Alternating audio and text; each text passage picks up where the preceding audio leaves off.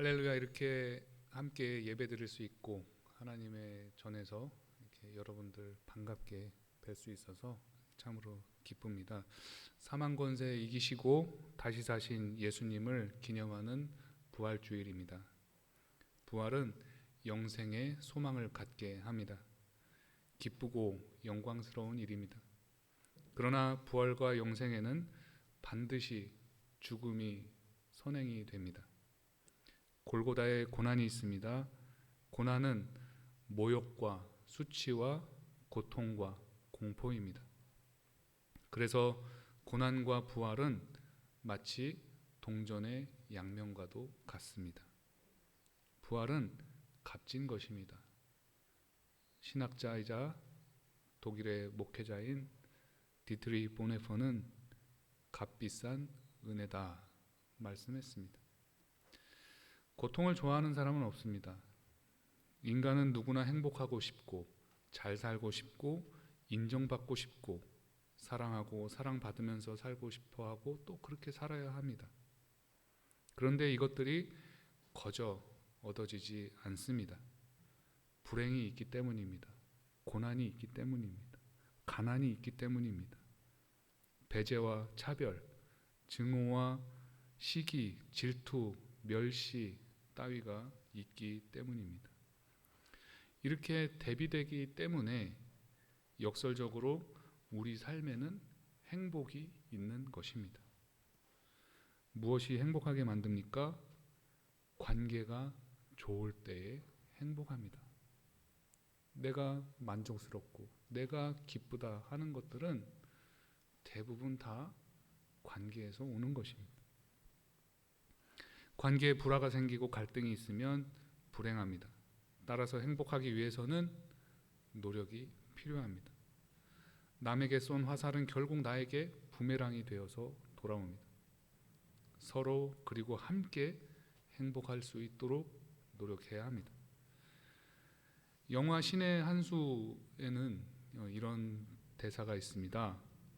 이 세상이 고수에게는 놀이터요, 하수에게는 생지옥이 아닌가. 같은 현상이라고 하더라도 사람에 따라서 또 받아들이고 대하는 태도에 따라서 달라집니다. 고난과 부활이 또 인생의 행불행이 동전의 양면과 같고 한쪽이 존재해야 다른 한쪽이 가치를 갖습니다. 전도서 기자는 모든 일에는 때가 있다고 했습니다. 인생의 굴곡이 있고 어둠이 깊을수록에 아침은 가까운 것입니다. 여러분의 인생이 주님 안에서 행복하시기를 진심으로 기원합니다.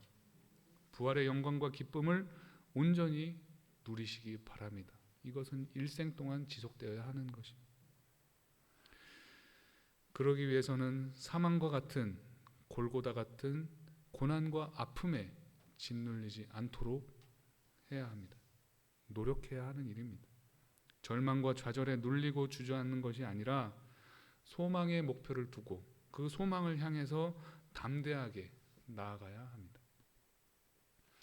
영화 속의 대사처럼 우리는 누구나 고수는 될 수 없을지라도 하수를 벗어날 수는 있습니다. 사실 고수와 하수의 구분이 그렇게 좋은 것은 아닙니다만 성적을 등수로 나누게 되면 거기에는 고수가 있고 또 하수가 있습니다. 인생도 성공과 실패로 나눈다면 고수와 하수가 됩니다. 여러분, 먼저 여러분 자신의 인생을 살아야 합니다. 여기에는 고수도 하수도 없습니다. 남과 자신을 비교하지 않아야 합니다. 그러면 내 인생이 보입니다. 내가 잘할 수 있는 것, 내가 행복할 수 있는 비결이 보입니다. 내가 행복해야 남에게도 행복을 전할 수 있습니다. 남 탓하고 증오하고 원망하고 미워하는 일은 곧 나 자신을 죽이는 일입니다. 여기에는 부활의 소망이 없습니다. 죽을 것 같은 고통 가운데에서도 부활의 소망을 발견할 수 있어야 비로소 우리 인생의 자리는 놀이터가 됩니다. 나 혼자서 불가능합니다. 주님 안에 소망이 있습니다. 주님이 도와주셔야 합니다. 하나님 창조의 능력이 새 소망을 갖게 하기 때문입니다. 기도하고 예배하는 가운데에 하나님 만나시는 저와 여러분 되기를 바랍니다. 하나님이 우리에게 지혜를 주시고 참 소망과 기쁨을 주십니다. 그리고 하나님은 우리에게 이웃을 주셨습니다. 여기서 이웃이란 나와 관계가 있는 모든 대상과 주체를 뜻합니다. 부부를 허락하셨습니다. 가정을 주셨습니다. 자손의 복을 주셨습니다. 또 신앙 공동체를 허락하셨습니다. 하나님과 나와의 관계를 먼저 돈독히 하시기 바랍니다. 그리고서 하나님이 허락하신 사회적 관계를 건강하고 건전하게 유지하고 발전할 수 있도록 하시기 바랍니다. 이것이 인생을 행복하게 하고 그 기운으로 부활과 소망과 창조의 능력을 갖게 합니다. 그런데 이러한 관계에서 오는 부활의 소망과 같은 행복이 어떻게 이루어질 수 있겠습니까? 보이지 않는 하나님이 어떻게 내게 응답하셨다는 것을 알 수 있습니까? 하나님은 성경 말씀을 통해서 여기에 대해 분명히 가르치셨습니다. 하나님을 사랑하고 하나님의 말씀에 순종하는 일입니다. 하나님을 사랑하면서 말씀에 순종한다는 것은 규례와 법도를 지키는 일입니다. 성서 시대에는 모세오경을 이야기합니다. 오늘을 사는 우리에게는 구약과 신약 성경 전체를 말합니다. 그 규례와 법도를 통해서 성경 말씀을 통해서 우리가 알 수 있는 진리와 사실은 하나님의 형상인 이웃을 사랑해야 한다는 것입니다. 그러면 이 같은 부활 신앙의 사랑은 무엇이고 또 어떻게 사랑해야 하는지 알아보도록 하겠습니다. 첫째, 부활 신앙의 사랑은 찾아가는 것입니다. 오늘 함께 나눈 구약 본문의 말씀 내용을 보면 하나님이 선지자 엘리야를 사르밧 과부에게 보내셨습니다. 이 사르밧은 지역 이름이고요. 또 사렙다라고도 하는데 사르밧이나 사렙다나 똑같은 것입니다. 이 이스라엘의 그 페니키아 지방 베니게라고 하죠. 그 두로와 시돈이 있으면은 그 시돈에 속한 지역이라고 하는데 그 사이에 있습니다. 여기에 있는 사르밧 과부는 한부모 가정입니다. 무척 가난합니다. 절대빈곤 시대의 당시 이스라엘에서 여성 홀로 자식을 키우는 일은 상상을 초월하는 고통이었습니다.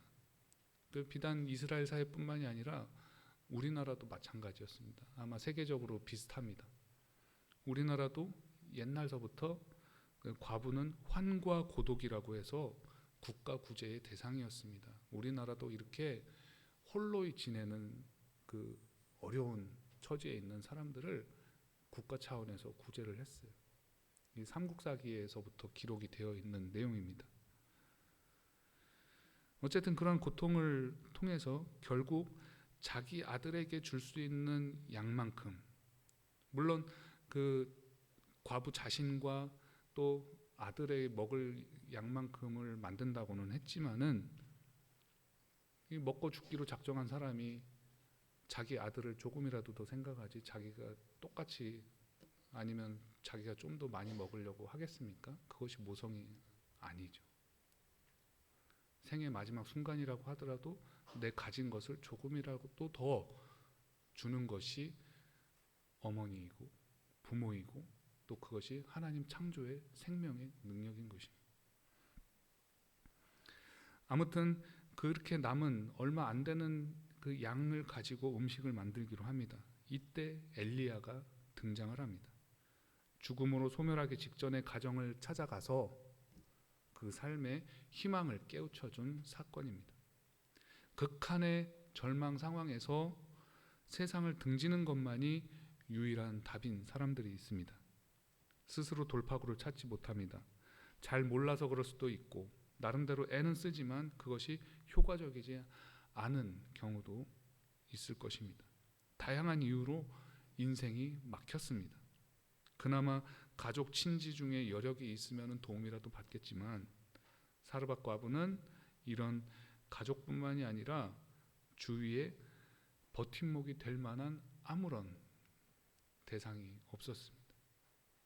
그러던 중에 엘리야가 이 미망인을 찾아서 갔습니다. 하나님이 과부를 찾으신 것입니다. 하나님이 그 가정을 돌보라고 엘리야를 보내셨습니다. 지금도 하나님은 어려운 상황에 처한 사람들을 찾으십니다. 또 그들을 돌보라고 우리를, 여러분을, 또 저를 보내십니다. 우리는 사랑의 대상을 찾아야 하고 그들을 찾아가야 합니다. 그 사랑의 대상은 사르밧 과부의 경우처럼 위기에 처한 사람들입니다. 현대 사회는 저 옛날의 이스라엘 사회처럼 농경 사회가 아닙니다. 사회는 구조화되었고 사회는 사회 구성원인 각 개인의 능력을 빌어서 사회와 국가의 발전을 이끌어냅니다. 그렇기 때문에 현대 사회에서는 국가와 정부가 가정의 기능을 해야 합니다. 어려운 가정을 지원하고 장애인과 노숙인을 돌봐야 합니다. 사회 곳곳에 도움이 필요한 대상을 발굴해야 합니다. 이 어려운 대상과 도움이 필요한 대상이란 소년소녀 가장이 될 수 있고 고아, 폭력 가정의 피해자들, 독거노인, 또 고독생 중에 있는 청년 등입니다. 그런데 정부와 지자체 등의 지원과 돌봄 체계만으로는 부족합니다.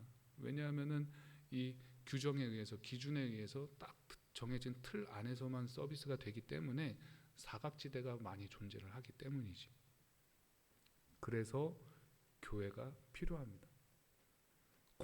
공공기관이 접근하지 못하는 부분들에 섬세하게 정성으로 교회가 다가가서 마음을 어루만지고 그 삶을 터치해야 합니다.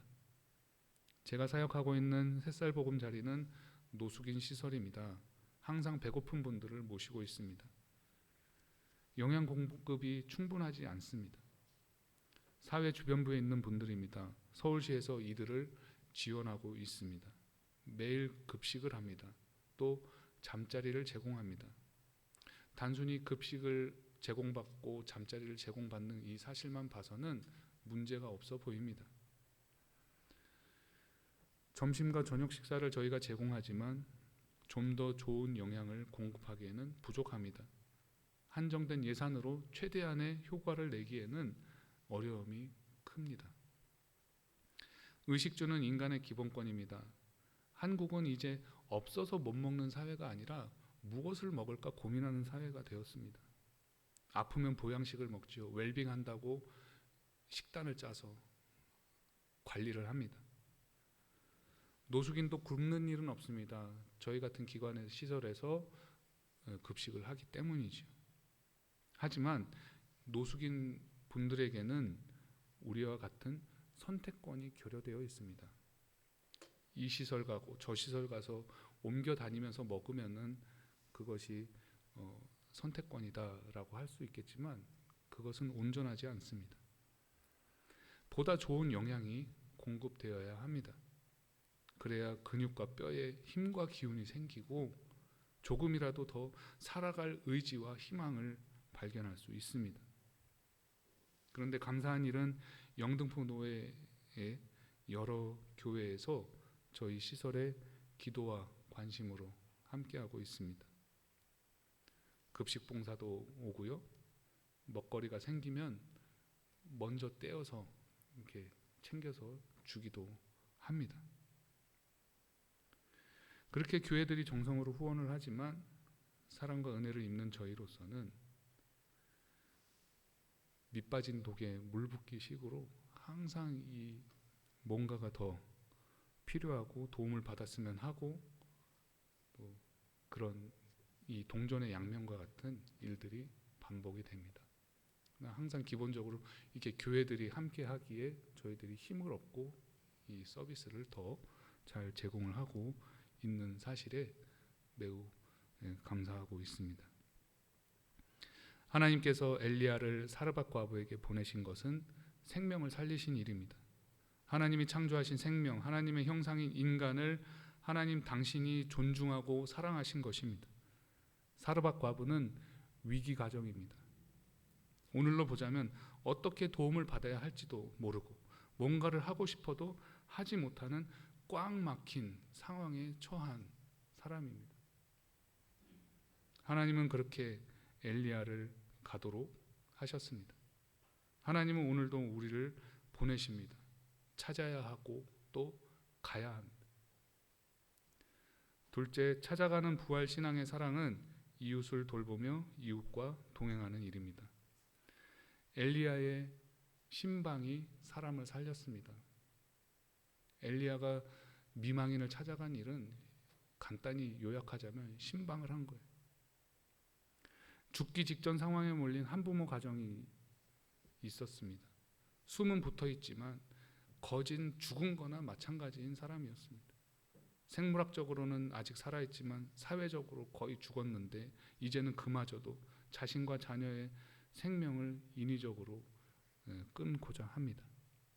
그런 삶이 엘리야를 통해서 하나님이 보내신 그 사건을 통해서 생명으로 옮겼습니다. 이것은 마치 부활 사건과도 같은 것입니다. 사랑의 행위가 사람을 살리고 가정을 살리고 교회를 일으켜 세웁니다. 그것은 부활 소망이 담긴 신앙의 행위입니다. 요즘은 신방하기 어려운 시대입니다. 코로나 얘기가 아니고 이전서부터 신방하기가 쉽지 않았습니다. 여러 가지 이유가 있죠. 맞벌이로 각 가정이 고생을 합니다. 자녀를 길러야 되고 부모를 또 심지어는 부양을 해야 하고 여러 분주한 라이프 사이클에서 목사님과 신방대원을 모시려면 몸도 마음도 바쁩니다. 시간과 에너지를 들여야 되고 신경 써야 되고 하는 등등의 일 때문입니다. 누추한 자신의 집에 목사님과 신방대원을 모시기가 여간 죄송하고 부끄러운 것이 아닙니다. 그렇기 때문에 곤란해하죠. 하여튼 이런저런 이유 때문에 신방이 어려워진 오늘의 시대를 살고 있습니다. 이렇게 변화된 상황 속에서 성도의 각 가정을 살펴야 하지만 그렇다고 신방을 포기할 수는 없습니다. 목회자는 성도를 또 그 가정을 보살펴야 하기 때문입니다.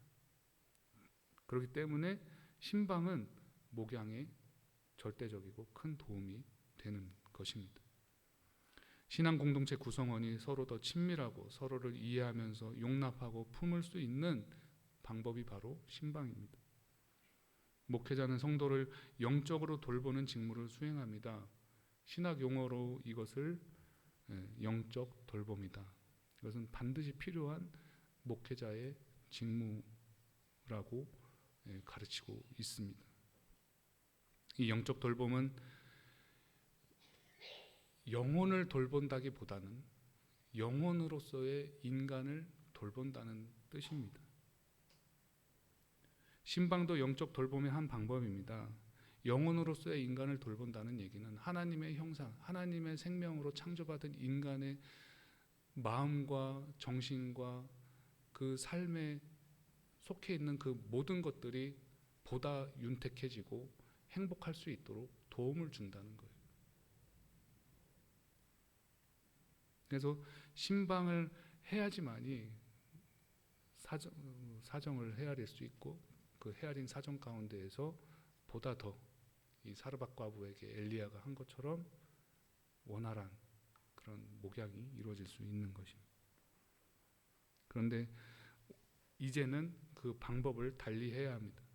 신방이 찾아가서 만난다는 뜻이지만 찾아간다는 것의 개념을 좀 달리하고 확대해야 할 필요성이 있습니다. 이 말은 신방이 일회성이나 단회성으로 끝나는 행사가 되면은 안 된다는 말씀입니다. 신방 이후가 더 중요한 것입니다. 신방 이후에 성도와 각 가정을 돌보고 지지하며 동행하는 일이 계속해서 이루어질 수 있도록 또 그것이 업그레이드 되면서 나아갈 수 있도록 해야 한다는 의미입니다. 복합문화 공간 건립을 추진하고 있습니다. 이곳이 성도들에게 신방 공간이에요. 지역 주민들에게는 탐방 공간이 됩니다. 신방이나 탐방이나 말만 다르지 그 모양은 같습니다. 복합문화 공간에 사람들이 모이기 때문입니다. 신앙인이건 신앙인이 아니건 함께 어우러질 수 있는 공간이 된다는 뜻이에요. 전통적인 신방의 개념이 목회자가 성도의 가정을 방문하는 것이라면 이제는 영적 돌봄의 차원에서 이해할 수 있어야 합니다.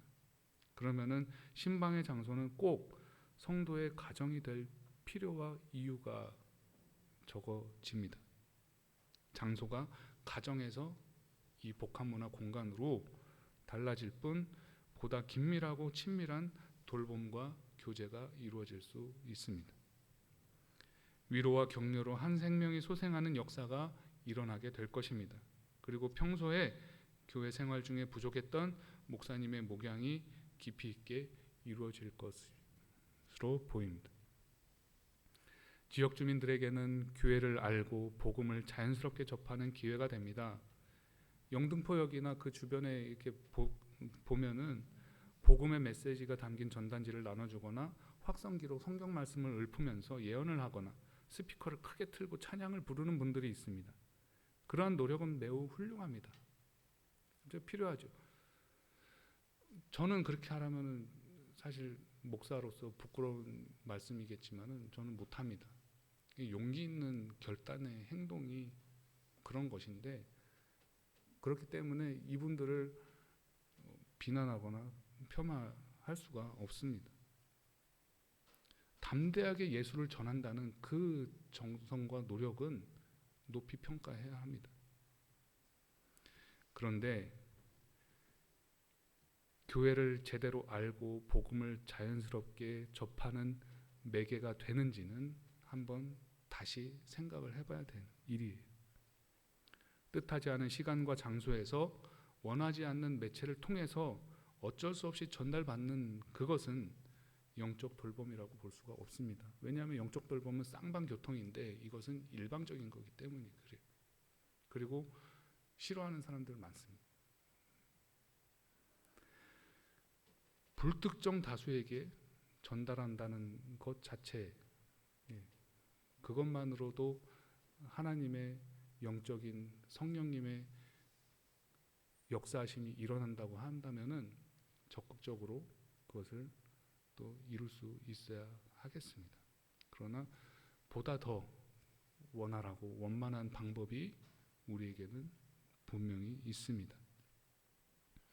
부활의 신앙은 예수 그리스도께서 인간의 죄악을 불쌍히 여기사 자기 몸을 희생하신 것을 믿으면서 삶 속에서 고백하는 일입니다. 예수님이 우리의 인생에 개입하셨다는 말씀입니다. 이것은 일방적인 조치가 아닙니다. 예수님의 공생의 기간 동안 우리의 인생을 예수님께서 그대로 사시면서 공감하고 소통하고 함께 하신 사건입니다. 단순히 지나는 길에 우연히 마주친 게 아니에요. 그렇다면 복합문화 공간은 예수님이 몸소 행하신 이웃사랑 그리고 부활 신앙과 참 소망이 은혜의 물결로 넘치는 장소가 될 것입니다. 지역 주민들이 복합문화 공간을 찾는 교회의 탐방이 신방으로 변화되는 사건이 역사가 일어날 것입니다. 복합문화 공간을 통해서 교회의 문턱이 높지 않다는 사실을 알게 될 것입니다. 그렇게 영적 돌봄이 이루어질 때에 인생이 변합니다. 사르밧 과부가 엘리야의 영적 돌봄을 받았습니다. 성경 말씀에는 엘리야가 과부에게 음식을 만들어 달라 했고 과부가 그렇게 하는 정도로 간략히 묘사가 됐지만 죽음을 앞두고 있는 상황에서 사람의 그 심리와 정신은 그렇게 간단한 게 아니에요. 엘리야가 한마디 던졌다고 해서 과부가 네 알겠습니다 하고 하는 게 아니라는 말씀입니다. 여기에는 무수한 그 대화가 오가고 그 가운데 이루는 그 터치가 있었다는 말씀입니다. 이 지역에 대해서 저는 잘 모르고 저는 지방 출신이기 때문에 그러나 이 지역에도 우리가 돌봐야 될 많은 대상들이 있는 줄 압니다. 이 대상들에게 좀 더 깊이 예수님의 사랑을 전달할 수 있기를 소망합니다. 오늘 구약 본문 13절의 말씀처럼 엘리야의 위로, 격려, 감화, 감동, 설득, 공감 등 하나님의 사랑의 무진 노력이 결국에 그 마음을 움직였습니다. 사르밧 과부가 엘리야의 요청에 곤란했을 때 엘리야가 먼저 한 말이 있습니다. 두려워하지 말라는 그 말씀. 여기에 힘을 얻은 것입니다. 욥의 새 친구처럼 훈계하듯이 위계적으로 말한 것이 아닙니다. 엘리야는 과부를 안심시키고 공감하고 눈높이에 맞춰서 진심으로 격려한 것입니다. 과부의 삶을 그대로 엘리야도 보여준 거예요. 왜? 내가 배고프니까 나에게도 떡을 달라고.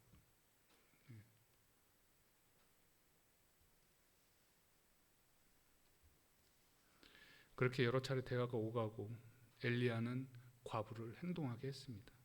사람의 마음을 움직인 것입니다. 결국에 사렙다 과부의 인생이 변화됐습니다. 그 가정에 기름과 가루가 끊이지 않는 축복이 일어났습니다. 사망의 그늘에서 생명의 빛이 비치는 자리로 나아갔습니다. 다시 삶을 얻는 부활의 경험을 한 것입니다. 이것이 바로 부활 신앙의 사랑입니다. 성도 여러분, 하나님이 우리와 함께 하십니다. 그냥 함께 하시는 것이 아니라 돌보시는 은혜로, 사랑으로 함께 하십니다.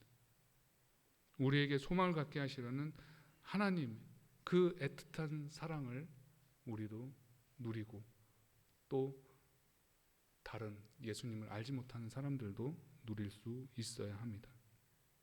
어떠한 형태로든 신방을 받아서 더욱 인생이 풍성해지는 이 땅에서의 하나님의 나라를 경험하는 저와 여러분, 또 이 세상이 될 수 있기를 주님의 이름으로 소망합니다. 복합문화 공간에서는 여러분이 목회자의 신방을 받기도 하고 여러분이 다른 사람들을 신방하기도 하는 말 그대로 자연스럽게 신앙의 복합적인 사랑의 행위가 일어날 수 있을 것입니다. 그렇게 하나님의 은혜가 이 교회가 속한 지역에도 흘러넘치기를 기원합니다. 그렇게 부활신앙의 사랑으로 충만한 교회가 복음 전파의 성지가 되고 이웃사랑 신앙 실천의 전진 기지가 되고 어떠한 고난과 역경 속에서도 부활의 기쁨과 참소망을 놓지 않고 그 믿음을 서로 나누는 복된 하나님의 전이기를 주님의 이름으로 축복합니다. 셋째, 세상이 미워해도 사랑해야 합니다. 호사다마라는 말이 있습니다. 좋은 일이 생기면 이것을 시기하고 질투하고 회방하는 일들과 세력이 생깁니다. 내 뜻과 생각과 달리 행위의 진위를 오해하고 왜곡하기도 합니다. 우리가 주님 안에서 서로 사랑하고 그 사랑을 이웃에게 전할 때에 뜻하지 않은 고난이 닥칠 수 있습니다. 특히 미움받을 때의 그 고통은 이루 말할 수 없습니다. 신앙 공동체인 교회 안에서도 서로 갈등하고 번민합니다. 교회가 세상으로 나아가서 하나님의 사랑을 전하려 할 때에야 이루 말할 수 없습니다. 너무나 고통스럽습니다. 세상이 우리를 미워하기 때문입니다. 오늘 본문 요한일서 3장 16절의 말씀처럼 예수님의 희생으로 하나님의 사랑을 알게 됐고 우리도 그 사랑을 전하게 되어 있습니다.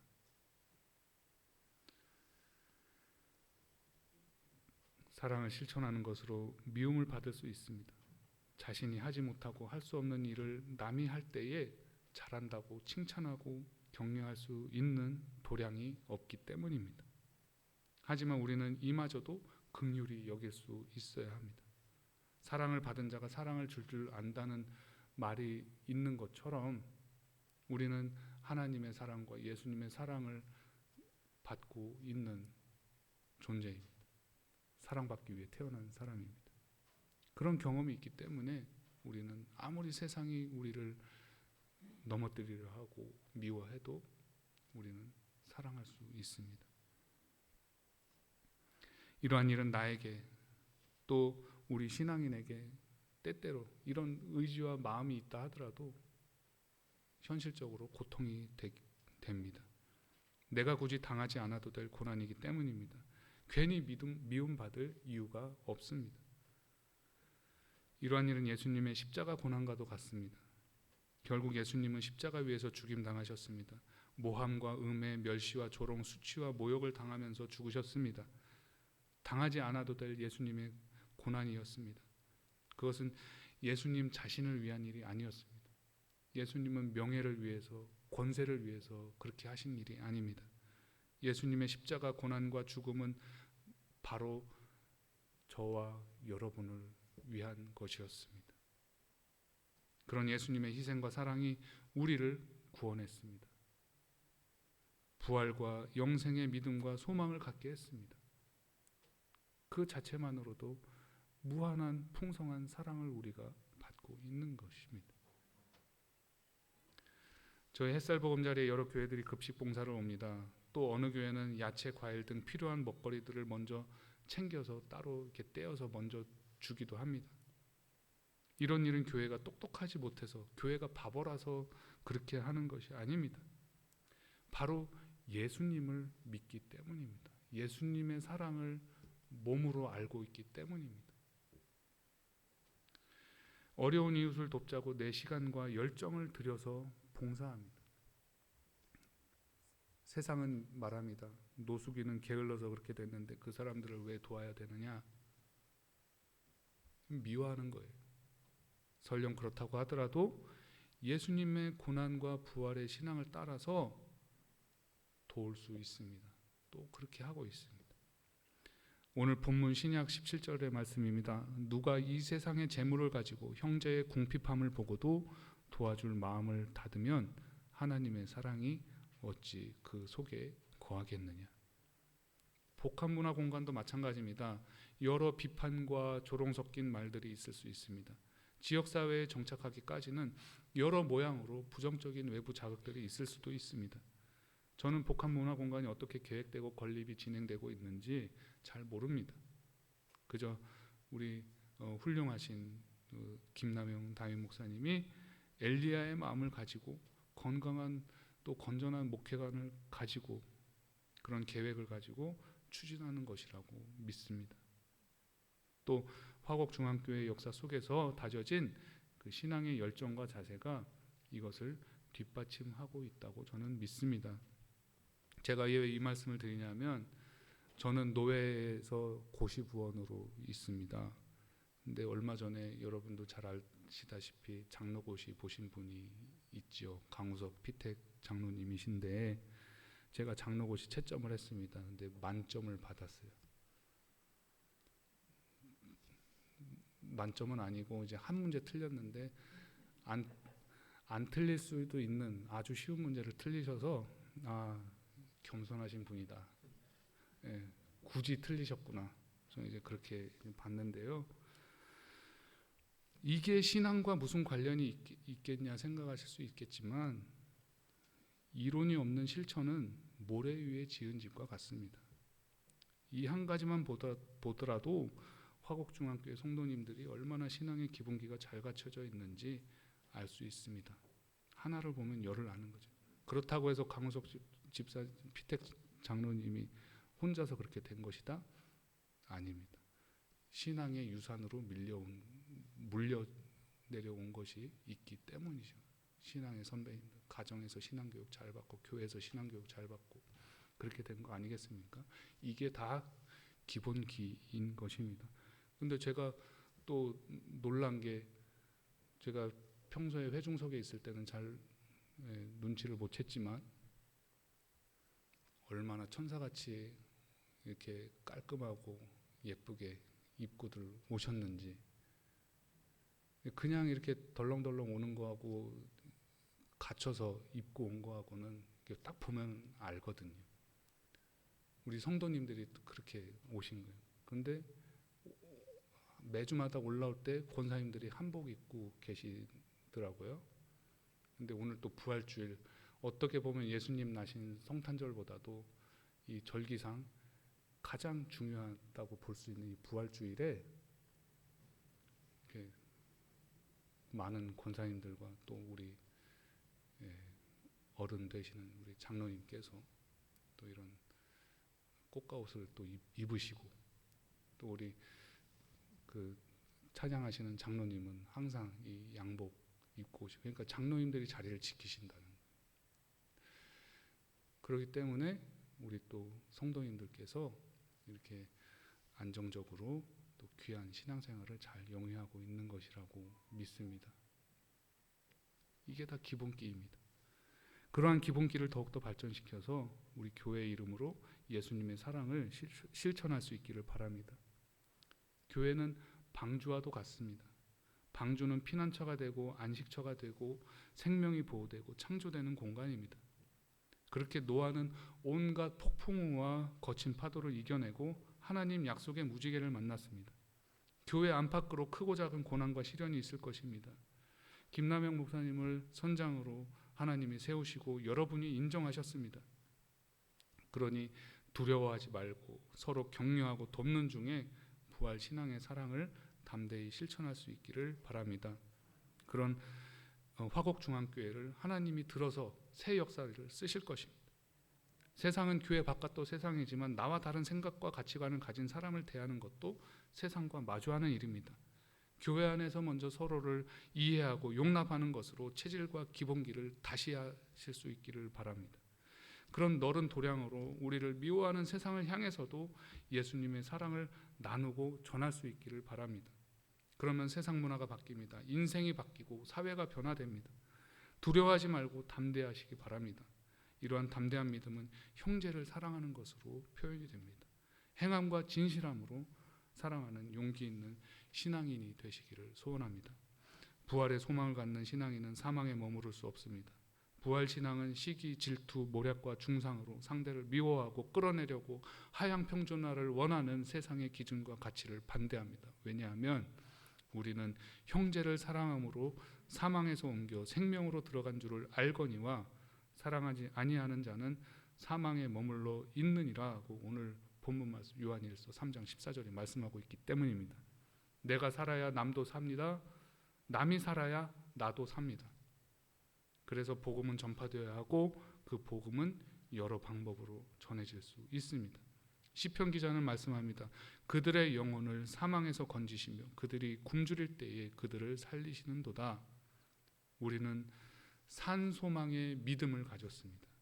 내가 받은 하나님의 사랑과 그 믿음이 예수님을 모르는 사람들에게 또 주위에 가난하고 소외된 이웃에게 부활 신앙으로 표현되어서 그리스도의 향기가 되는 저와 여러분 될 수 있기를 주님의 이름으로 축원합니다.